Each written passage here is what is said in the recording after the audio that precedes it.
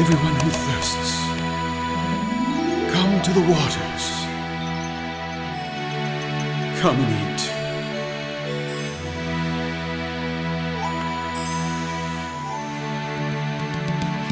Listen diligently to me, and eat what is good, and let your soul delight. I want to talk now about, I entitled this, The Keys to Understanding Biblical Prophecy, or Bible Prophecy. About 1/3 of the Bible is prophecy. There's a lot in there. All the way from the book of Genesis to the book of Revelation, the end of Revelation. I'm trying to think where the first prophecy is. I think there's certainly a prophecy in Genesis 3.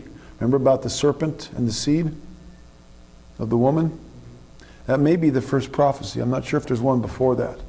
But then, right to the very last verse in the Bible, that's all prophecy about New Jerusalem, the new heaven and the new earth.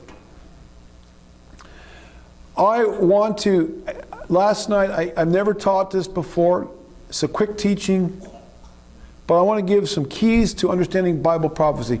This is not, like, I didn't open up a book and read, something. This is just a quick, as I was praying about it, I finished this about 11:30 midnight last night. And it's based on about 40 years of studying Bible prophecy. Well, it's been longer than that, but let's say seriously for about 40 years that I have been. And I've put down a few things that I've learned. It's just a short list, but I like you to consider these points. And then when you hear me teaching about Bible prophecy, you'll understand what goes into some of my thought processes as to how I come up with certain things the way I do. Let me just tell you what I usually don't do. I don't go read a lot of other books on prophecy. In fact, I almost never, unless the Holy Spirit says to do so. But I really don't want my mind to be clouded and to be cluttered by a lot of things. I open up the Bible and sometimes have lexicons and things, and I read and I study. And I do read some commentaries, both Christian and rabbinic, sometimes real quickly just to kind of get some ideas. But then I quickly often separate the fish, in my way of thinking, the fish from the bones or the wheat from the chaff, and and come up with things. And then I find out that other people, Jehovah's telling them the same thing. I see this confirmed again and again and again, some of the understandings. So I guess time will tell whether we're right or not. So what I'm calling this is some keys to understanding Bible prophecy. And this isn't all of them, it's just a few of them. Like I said, about 1/3 of the Bible is prophecy, and I believe we're living in the end times, and that Yeshua's return is imminent. And many prophecies relating to the end times are on the brink of being fulfilled. So I believe it would behoove us to keep these points in mind. This is very important. The first thing that came to my mind as I was praying and writing things down, because what I'll do is I sit at my desk with my computer and open and my Bibles on the desk, and I'm sitting in my chair and I'm praying and meditating and writing and praying. I'm just kind of in that thing. Sometimes I'll go into some praise and worship, and then stuff will come out of that, and whatever. I'm just kind of in my own little world there. And next thing I know, and often I'll be thinking about these for days or weeks in advance, and then I'll finally sit down and put it down. I mean, it goes through a whole process. Sometimes I'll be thinking about these things, sometimes for years, sometimes for decades. I honestly, sometimes things have been ruminating in me for decades, months or years.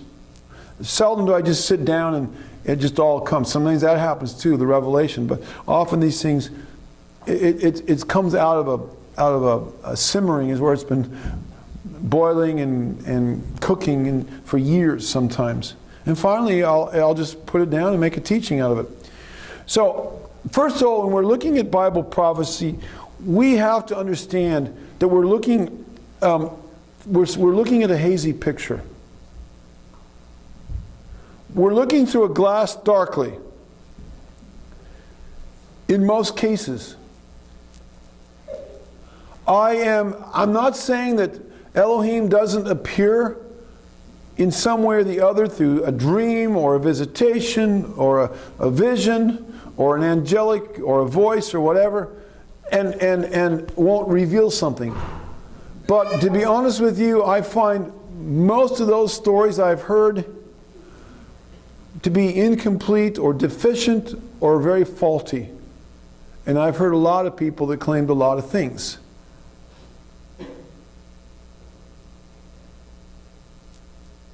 But he can do that.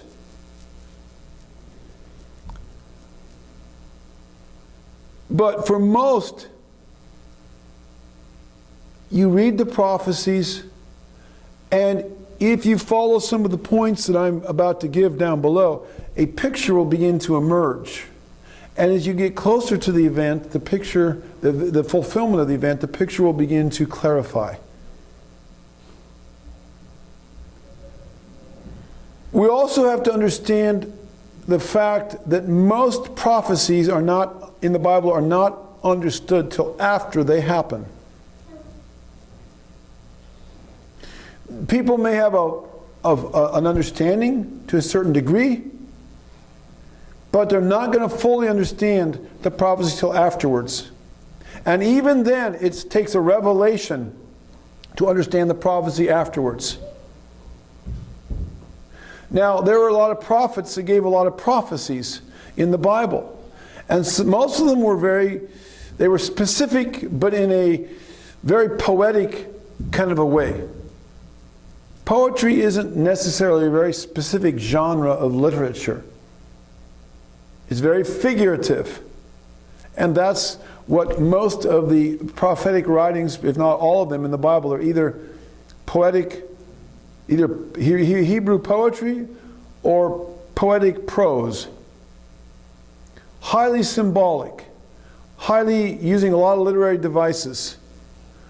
So a lot of the messages, it's not real specific. I mean, it's specific, but in a real poetic kind of a way. And even then, most of the time, the people didn't listen to the prophets.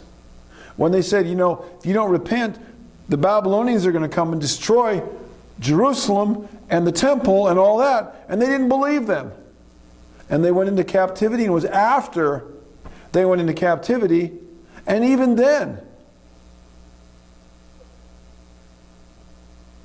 Daniel didn't fully understand everything until he started reading the scrolls of Jeremiah there in Babylon, and he began to seek and fast and pray, and the revelation began to come to him. And then it was after that that Cyrus gained the kingdom from the son of Nebuchadnezzar, Belshazzar, and then Cyrus made the edict for those that wanted to return to Jerusalem to rebuild the temple and all of that. And then a remnant went back. So they didn't really understand it till afterwards. And even then, only a few got the revelation to return. Most stayed in Babylon, about 90% of the Jews. Remember, let me give you another example. Yeshua. Here was the son of Elohim. And there was a lot of misunderstanding about whether he was the Messiah, but even among those who knew and believed, his inner circle that believed he was the Messiah, they were still confused about his mission. Even to the very moment that he ascended, they asked the last question, will you at this time restore the kingdom? They were still looking at him to come as the conquering king. They weren't looking for the suffering servant. Now, by this time, he'd already died, so they thought, well, maybe he's fulfilled that role, he's going to come. There was confusion. It wasn't until afterwards, after he'd left, that things began to come into clearer focus. And even then, even then, I think a really strong case can be made that Peter, James, and John, these guys thought that Yeshua was going to come back soon because they knew that 70 AD was or that time period, because it was they could count from Daniel and other prophecies, and it pointed to that year or that era, that they thought that Yeshua might be coming back to establish his kingdom. And by this time Peter and James were dead, but Paul was still alive. Well, let's say Peter and Paul were dead. James, the one that wrote the book of James, which is probably the brother of Yeshua, that might have been written before or after. It's debate about that, after 70 AD. But anyway, it was after the temple was destroyed, they realized Yeshua is not coming back for a while, and the whole tenor changes, and that's why they need to get the Bible or the New Testament canonized. And they started canonizing it before the death of Peter and Paul, and then John finalized it. Go read my article on the subject. And so he finalized it by the 90s, his death. And so they needed to have this ready to go for the future. So even they didn't fully understand. So all that to say is we will not fully understand prophecy until after it happens. And if we do have a sense of it, we might have a sense of it before it happens, but we're not going to know all the details. We got to walk by faith. The just shall walk by faith. Now, to even have a hazy understanding of Bible prophecy, one must have a working knowledge of a few of the following things. First of all, number one must have a basic biblical understanding of hermeneutics. Hermeneutics is a fancy word that literally means the rules of biblical interpretation. Or to put it in layman's terms, logic. I'm amazed at how many Bible teachers don't even know logic. They take things out of context. They proof text. They use unclear scriptures to try to explain away clear scriptures. You know, I mean, it goes on and on and on. They don't understand the language. They have a little bit of knowledge of Hebrew and Greek, and now they're dangerous. And they add two and two and get four. They take the they don't understand Peshat, Ramesh, Drosh, and so they try to explain away the Peshat by using the allegorical or the Drosh or the so, the mystical level. They just mangle the scriptures. They don't even do that in their normal lives when they read the newspaper, or not that anybody reads newspapers anymore, but you know what I mean. But boy, when it comes to the Bible, it's like they check their brain at the doors, and they just make it say whatever they want or come up with all kinds of things, and we got to get away from that. So I don't have time to go into biblical hermeneutics. I think I've got an article on the web, on our website that I did years ago on that subject. But we need to understand biblical hermeneutics to properly, rightly divide the word of Elohim using logical skills, skills of logic. Secondly, we must understand Hebraisms. You know, since most of the Bible, most of the prophetic writings were written in poetic language, we have a lot of literary devices used. Some of the literary devices, like similes and metaphorisms and parallelisms, and we could go on and on, are similar to what we use in English or other modern languages. But some of them are different.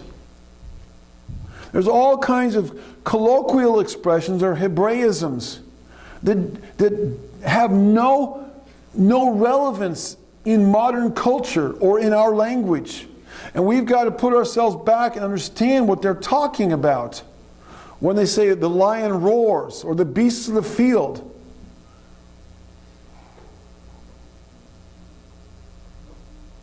I mean, I don't know. I could think of a whole bunch. a door or a rock or a path or light. There's so many different things. We must understand Hebraic metaphors, symbols, the Hebraic literary devices, and Hebraic figures of speech and colloquialisms. And I mean, that's just a few off the top of my head. There's so much. Otherwise, how are we going to understand prophecy? You get people that don't have much of an understanding of these things and are trying to interpret this stuff. No wonder we come up with so many horrendous interpretations. That's why I don't read much of what most people say. Let me give you this one. Another key to understanding, you need to have a working knowledge of the Torah. That's the foundation of the Bible. We have all these people, and I would say the Torah and the biblical feasts. We have all these people who are trying to explain to us the book of Revelation, and they don't even understand the feasts. They don't understand the fall feasts. The fall feasts speak about events that will happen around the second coming. Look, people give me books all the time and stuff to read about prophecy. Last night, we got a box, yesterday, or a couple days ago, a box came in the mail about this big. And it was made out to Hoshana Rabbah. And it was sitting there, and I saw the box like, oh, that's something that Sandy ordered from, I don't know, Amazon or something. And it just was sitting there. And I said, because I didn't order anything. And last night after our Rev Shabbat dinner, she said, did you order something? I says, no. Well, there's a box there, and it said library media mail. So it had books in it. So I said, no. So I pulled out my pocket knife and I opened it up, and there was all these books in there. Some guy wrote.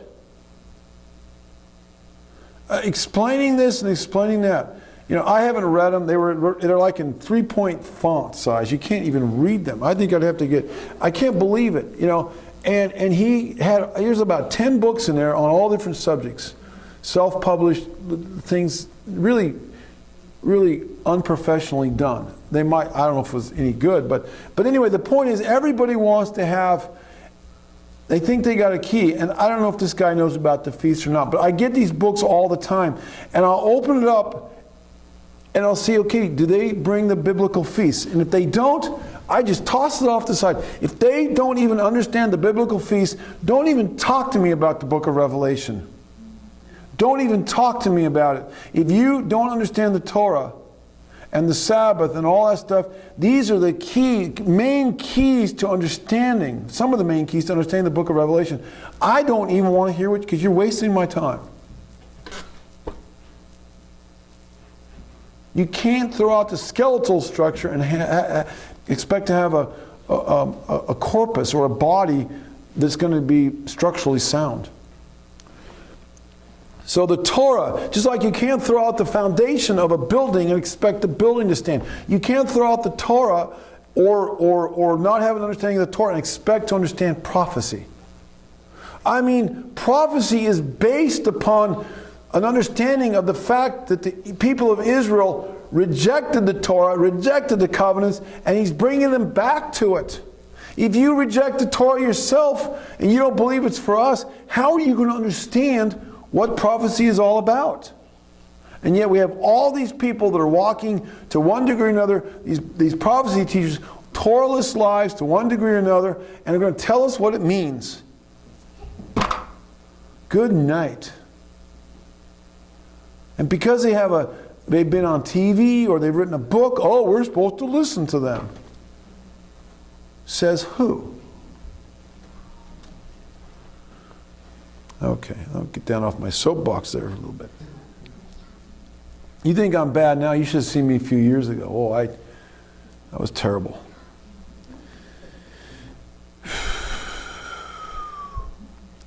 So we need to understand the Torah.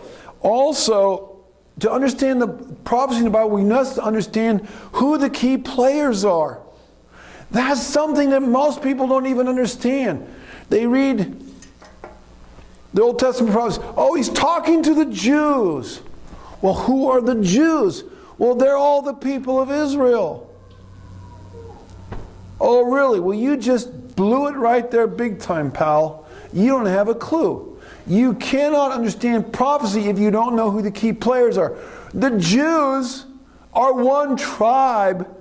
They're from the tribe of Judah. That's where the word Jew comes from. They're 1/12 of the tribes. You got to deal with terms like the whole house of Israel, or Ephraim and Yehuda, or the northern kingdom or the southern kingdom, because he makes all these prophecies to all of these different people. That you can't just say, well, he's speaking to the Jews. Abraham wasn't a Jew. Abraham was a Hebrew. All Israelites were not Jews. All Israelites were Hebrews, and all Jews were Israelites, but not all Israelites are Jews. The Bible doesn't use that term. It doesn't use it in that way. That's a perversion. I love the Jews, and I'm not in any way diminishing or demoting them, but they are one part of the puzzle, and a very important one. Yeshua was from the tribe of Judah, but there were 11 other tribes. So we need to know who the key players are. Hosea primarily didn't prophesy to the Jews. He primarily prophesied to the northern kingdom, Ephraim, who was the key tribe, and the 10 northern tribes. Who are these people? There's whole books of the Bible written to them alone. You can't say they're the Jews. They're not the Jews. The Jews were in the southern kingdom. Go read your Bible. And yet there's people that get it all mixed up and they don't have a clue. So many of these prophets are end time or eschatological in nature. We better understand who these people were and who they became. If we don't, how are we going to understand when he says he's going to put the two sticks together in Ezekiel 37, from the stick of Joseph and the stick of Judah? That's two different groups of people, all under the moniker or the label of Israel. Don't have time to get into that, but that's important to understand who these people are. Otherwise, you're not going to understand end-time prophecy. You're going to be like the church that, well, we're raptured out of here, and all the rest of the prophecies all apply to the Jewish people. Number one, we're not going to get raptured out of here pre-trib. We're going to go through a few things, and the writers, the apostolic writers, do not speak about the Jews and the Gentiles after people become saved. At that point, they're the one new man. It's one people group called the saints, or the called out ones. The one new man, the church, the ecclesia. It's no longer Jew or Gentile. There's one group of people. And that's something that understanding will help you to understand prophecy. Oh, I could talk a long time about that one. Also, so one must understand the restoration of the two houses of Israel to each other and to himself.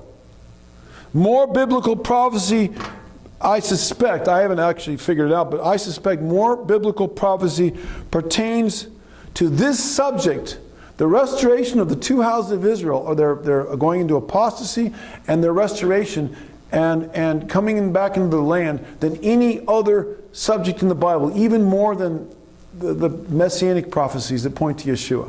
I suspect that there's by far more on this subject. And if you don't know who those two houses are, both historically, present, and in the future, you're not going to understand prophecy. So I don't even listen to those people who want to tell me about that and about prophecy, think they understand it, and they don't understand these most basic things. Next thing, to understanding, key to understanding biblical prophecy is you've got to be a student of history. It's very important. You've got to know what historical events took place in the history of ancient Israel. You see, there's three types of prophecies in the Bible. There's short-term, well, there's more than that. There's short-term prophecies that were made and fulfilled quickly, maybe in the life of the prophet or within 100 years or something. There's mid-term prophecies that happened, like Daniel made some prophecies that pointed several hundred years forward to the time of Yeshua, and even beyond that. And there's long-range prophecies that point hundreds or maybe 1,000 or 2,000 years in the future, or longer than that. There's also prophecies that have multiple fulfillments. Some prophecies were partially fulfilled, and maybe were partially fulfilled in the past, and yet have a future fulfillment. How do you know which is which? You need to know your history. I'll give you an example. There are people that say that Jeremiah 50:51, there are prophecies that Jeremiah made about Babylon. And they say, well, America's Babylon is yet to be fulfilled. Baloney. That prophecy was fulfilled to a T with the destruction of Babylon by the Medo-Persians under Cyrus. There is nothing in that prophecy, at least I can't, correct me if I'm wrong, I can find nothing in that particular prophecy that's eschatological in nature or refers to end times. There are many prophecies that do, but not that one. Go read a good historical commentary and they will show you how it was fulfilled. There's no language in there that speaks about end time prophecy. There's no terms like in the last days or in the latter days or things like that would even give you a hint, a remez or a hint to a future fulfillment. And yet I hear people saying it all the time. All they got to do is go back and read a good commentary, Jewish or Christian, from historians that knew their history, and that prophecy was fulfilled. Now let me give you another example. Ezekiel 37, the 2 sticks prophecy. There are people that say, oh, that was fulfilled. That was fulfilled in the past. You know, that's not a future prophecy. It's the reverse of the Jeremiah 50:51. And they say that was fulfilled in the past when the Jews came back from Babylonian exile. Oh, really? Well, the Jews were just one tribe, and they had Ephraim or Benjamin, Levi with them, but they weren't. The other tribes went into Assyria, and they didn't even go to the same area, and they were dispersed. It wasn't all the Israelites that came back. It was only a few of them. Ezra and Nehemiah, I think it's Ezra, tells you who came back. And they were all from the tribe of Judah and Levi, and there were some Benjamites in there. So that isn't a fulfillment of that prophecy. I don't care how much you try to paint it to match and cram it to fit. It won't work. And not only that, but in that 2 sticks prophecy, there are things that have happened, that will happen, that are prophesied that have not happened yet.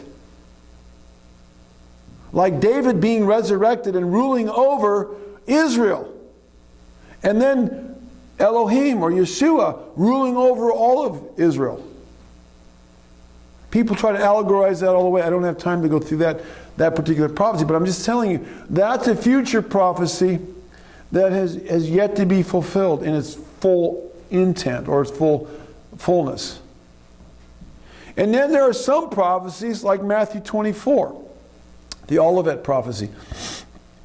There are people that will at least say that, and they will read that, and they will say, see, that was all fulfilled in Matthew 20, in 70 AD with the Roman conquest of Jerusalem. And some things were fulfilled in that prophecy, but not everything. I've read some commentaries where they just literally, where Yeshua in Matthew 24 is talking about his second coming, and they just fall flat. They do not, it just, like they're missing it. There's clearly a future event. And yet some of those things in Matthew 24 were fulfilled by the Romans. You have to know your history. So there's an example, I believe, of a prophecy that had past fulfillments, but also future implications, because the disciples there asked him, he said, all these buildings are going to come down and all these stones of the temple. And they said, when is this going to be? They asked him 3 questions. So, when are these buildings going to come down? What are the signs of the end and the signs of your coming? I think those are the 3 questions. So he answers those 3 questions, and he answers the question, and he gives the answers that last over a 2,000-year time frame, right up to our time. So you have to understand history so you understand Matthew 24. So being a student of history is very, very essential to understanding biblical prophecy. And when I read prophecy, I try to, I study the history before I go and just assume it's a future fulfillment. And then finally, my final point, and there's a lot more we could give here, but I'm going to end it with this. The Jewish sages teach that many aspects of Israel's long history is cyclical or repetitive. For example, the concept of the redemptive cycles of Israel. They have what they call the first redemption.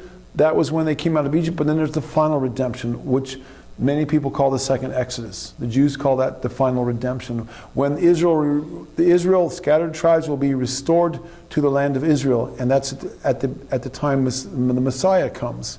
The Jews call that the Messianic age. We call that the second coming in the beginning of the millennium. The concept of Jacob's trouble. Look, Jacob had trouble when he came back from Padam Aram after 20 years serving Laban, and he encountered Edom. That's going to happen again. And I think it's Jeremiah makes reference to that. There's things that repeat themselves. And the Jews recognize this. And so having understanding of these things, also, by seeing what happened in the past, we can extrapolate into the future. And that, quite frankly, that takes a really acute knowledge of the Scriptures. To be able to do that, you've got to understand a lot of things. And I've taught a lot about that in the past. You have to, pick it up as you can. But there's a lot to that. Because you've got to understand Hebraisms, you've got to understand a little bit about the language, you've got to understand history, you've got to have a really fine understanding of the Scriptures to be able to see these things and put it out, understand the future implications. Anyway, there are a few of the things that I consider, and I probably will have to add to this because I'll probably think of some more, but when I'm studying prophecy and trying to come to understandings, these are some of the things that I consider that help me to have a better handle on prophecy. It's still a hazy picture for me, but it's not so hazy if I keep these things in mind. So I'm hoping that as you study, and I encourage you to study prophecy. It's like I say, a third of the Bible. It's in there for a reason. Don't be afraid to do that. But just keep these points in mind, and I would encourage you to go back over these notes or watch this video. And I put this up on my blog, and I encourage people to add their own points that help them to understand prophecy, to add that to my blog. It's kind of like a discussion forum. And then I can learn a little bit too. And so there you go. I hope this helps you to maybe wander into waters that are maybe a little bit deep, but are there for a reason and in the Bible, and maybe that will help you to come to some understandings. And who knows, Elohim, as you set your face to understand the ancient writings as Daniel did, maybe, well, Daniel was blessed. He was doing that, and he got a vision that night. And another time, well, that's the number of visions. And few times, or at least one time, Michael the archangel came. Who knows? If you set yourself to understand these things, Yehovah might give you a revelation. It doesn't mean it has to come through me. It can come through anybody. He can raise up anybody. But we got to set our hearts to understanding these things and have a desire. Seek, and you shall find. Ask and it shall be open to you. Knock, well, ask and it shall be answered. Seek, you shall find. Knock goes ask, knock, and seek. No, ask, seek, and knock. It's a mnemonic. It literally is ASK. Ask, and it shall be answered. Seek, and you shall find, and knock, and it will be open to you. So, with that in mind, happy exploration into the prophecies of the Bible. Amen. Seek the Lord while he may be found. Call upon his name. He is near.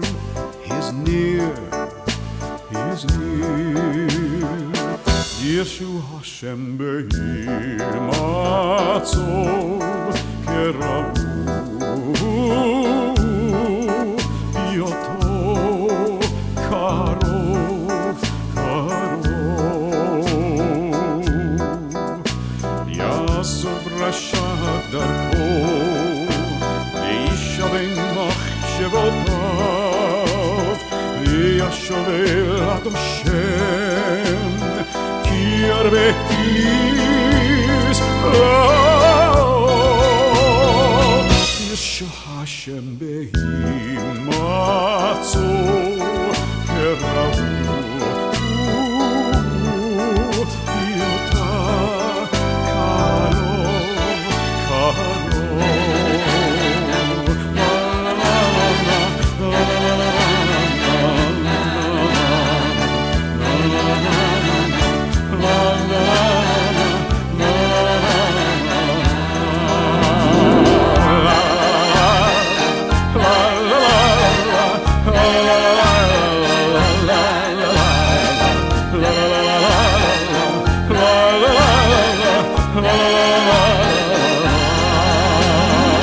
Seek the Lord while he may be found.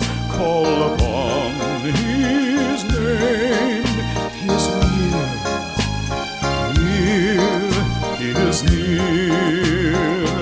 Yeshua Hashem behimatzo kerahu